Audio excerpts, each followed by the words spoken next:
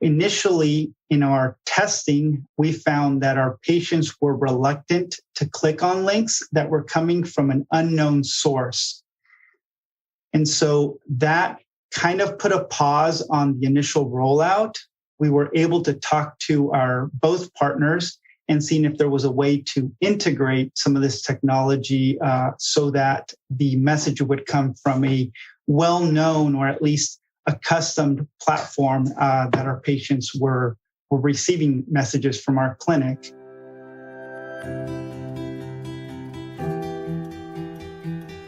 Welcome to the Health Pilots podcast, presented by the Center for Care Innovations. This podcast is about strengthening the health and well-being of historically underinvested communities. Every episode offers new ideas and practical advice that you can apply today.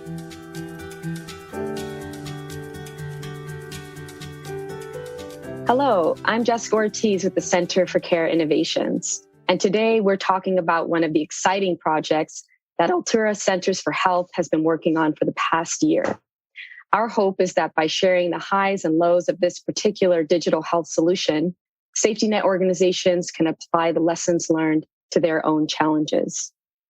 I'm here with Arnie Reynoso, member of our Tech Hub Learning Network, which is comprised of 14 tech-forward, California-based community health centers, clinic coalitions, and primary care departments in county health systems that are working to accelerate the adoption of innovative technology.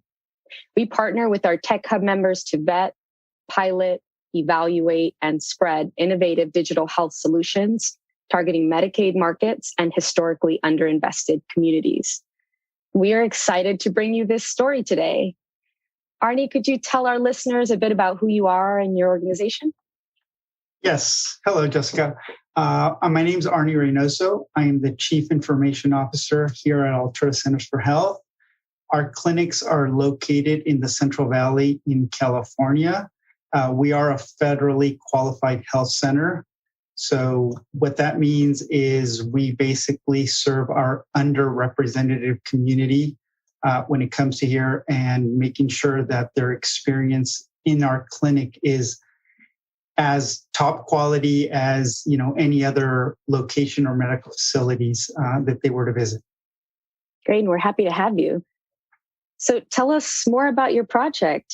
Well, the project kind of initiated over about a year and a half ago. We were looking for a solution to allow our patients to be able to digitally check in before they arrive in a clinic. And this primarily was stemmed due to COVID and the effects that it had on being able to, check themselves in or actually reduce exposure to other patients in the clinic. So we were hoping to find a solution that would help sort of expedite that prior to them arriving at the clinic.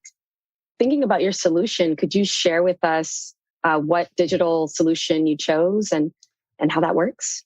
Yes, we already partnered with OTech for our patient intake. So we had kiosks that were part of our clinic, but because they were high-touch devices, we decided that we needed to explore another way to accomplish the same thing.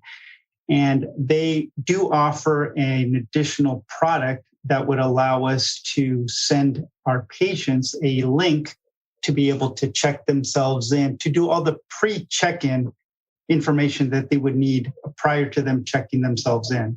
And so that's kind of where the project started off. What was the vetting process like? At CCI, we suggest this framework of making sure there's a mission fit, an operational fit, and also sustainability. How did this play into your decision-making? Well, it was a pretty easy decision when it comes to that. The partner that we had, given the fact that we were using their technology, it was just moving that technology sort of to a different platform. So that basically fit in exactly to what we were looking for. And what we do know that our patients seem to be very open to messaging platforms that would allow them to do as much as, not just check themselves in, but prior to that, being able to schedule themselves or actually even send appointment reminders through that platform. So we know it was a platform that our patients were accustomed to. the way we wanted to approach this. So we figured it'd be sort of an easy transition for them to adopt. Could you share with the listeners your top highlight of your project so far? So the highlight of this project was the fact that our patients are really engaged in using a messaging platform, which allows them to, have less time spent here before arrival, and knowing very well that once they arrive, they'll quickly be checked in, and their waiting time would be significantly reduced from previous visits prior to COVID. And a follow-up question on that: were all of the intake forms in production on the kiosk? There are a handful of those that were on the kiosk, but we also have a platform that allows our front office staff to actually hand patients a tablet to complete some of those more complex forms that require just a little bit more information from them, so they could fill them out in the comfort of either the waiting room prior to COVID, but in this time actually being able to fill them out, in the comfort of their own home. And did the forms that you had port over to this new environment, or did you have to redevelop forms? Yeah, no, that was seamlessly. Luckily, since most of it was part of the OTEC platform, it was just a matter of enabling them on this additional technology. Have you incorporated a digital signature into the platform for consent and other forms that need signatures? There are a few consent forms that do have signatures. So yes, we have incorporated some level of signatures on those tablets. Thanks for sharing that detail. And could you share with listeners the biggest challenge from your project so far? Well, the biggest challenge really didn't come from the OTEC technology. It basically came from when we initially rolled out this technology, was the fact that OTEC was the primary carrier for these messages. Just to add to the listeners, just for their understanding, we actually have in-house a different technology, which is a two-way messaging technology that allows us to sort of have appointment schedules, rescheduling, and actually get an appointment through our two-way messaging system, which is WellHealth. And so initially in our testing, we found that our patients were reluctant to click on links that were coming from an unknown source. And so that kind of put a pause on the initial rollout. We were able to talk to our both partners and seeing if there was a way to integrate some of this technology so that the message would come from a well-known or at least accustomed platform that our patients were receiving messages from our clinic. And so what was really nice about this project, in addition to the technological advances that we were having with our patients checking themselves in, was the fact that both partners were willing to work with us and each other to create a application interface that would allow, both platforms to talk to each other in a seamless manner, which turned out that they both benefited from due to the fact that now they've opened themselves up to creating a very standardized interface that would allow them to integrate other vendors, not just each other. That was sort of the initial take on that. Great. And how does this new remote platform support surveys like Prepare or PHQ? For our listeners, PHQ is Patient Health Questionnaire. Well, it does support it in a very seamless manner. Those PHQ-9s and actual Prepare forms, when sent out, are already integrated into our electronic medical records. So when it comes to filling those forms out and actually populating in our medical record system, it's pretty seamless. And Artie, I'm curious, doing all of this during pandemic, how did COVID-19 factor into this project? And more broadly, what has it been like to innovate in the middle of a pandemic? Well, the pandemic sort of expedited this whole process.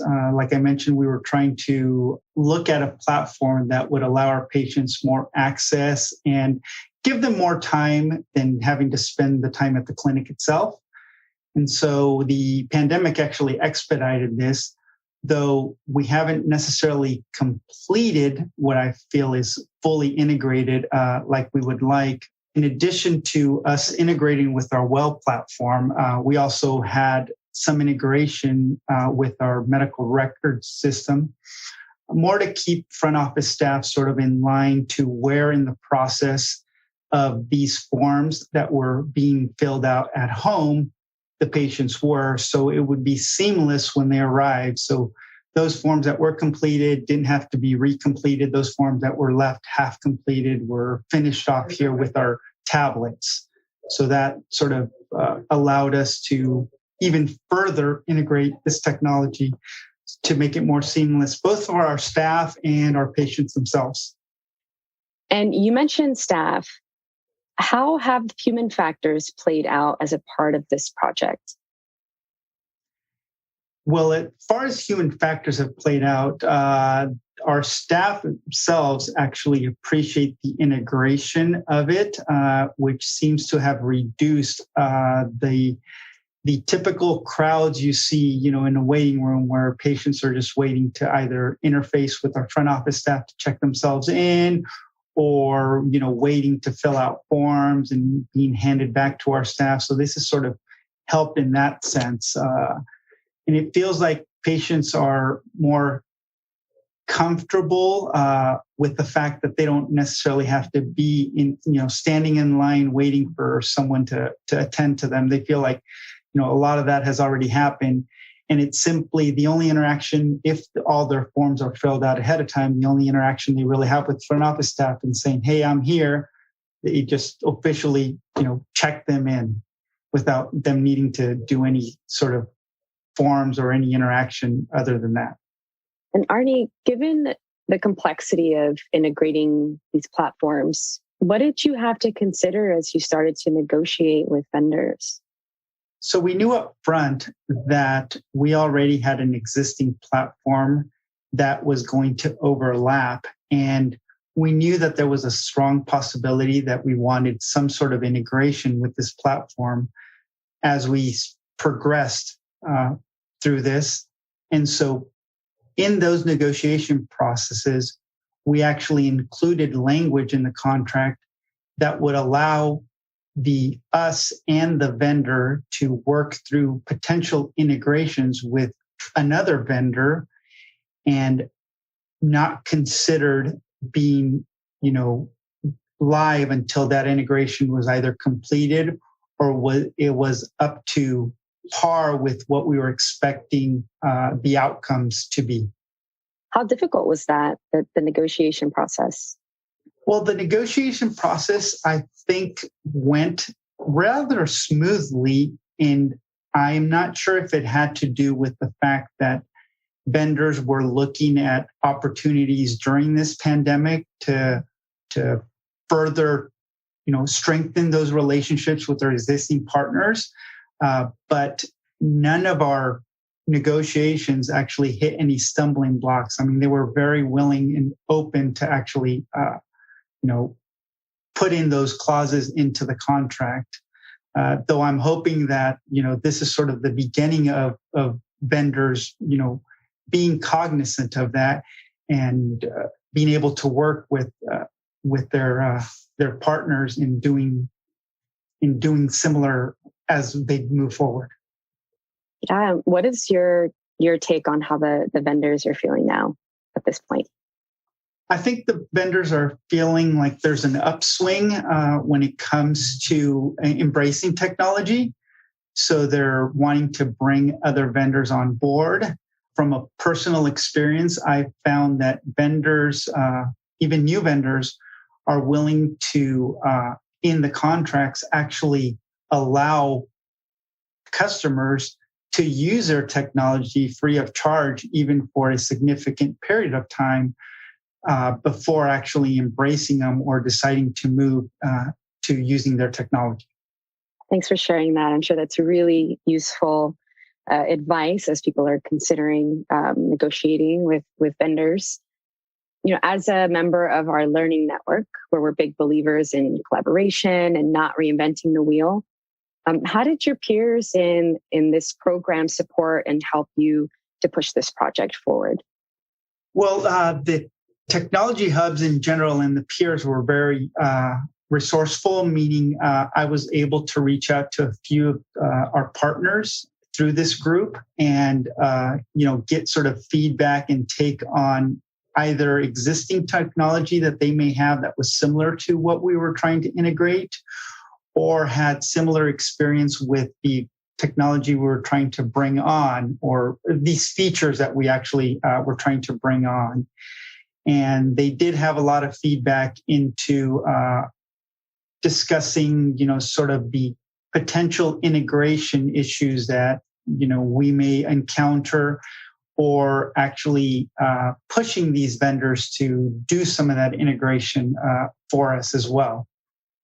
Thinking about this community of learning, we're trying to share with a broader community. So do you have any advice for listeners that are tuning in when they're thinking about implementing a similar technology? We did spend a lot of time integrating these two platforms.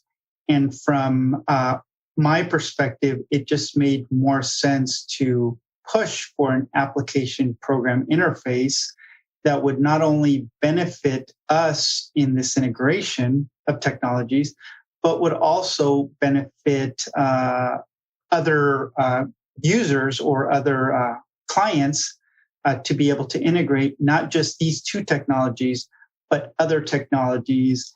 And given the fact that we foresee working with these vendors, and as we brought in new technologies that they might not have available, we felt that it was a sort of no-brainer to create these interfaces so that we could easily integrate, any other vendor as we move forward to allow, more capabilities with these platforms.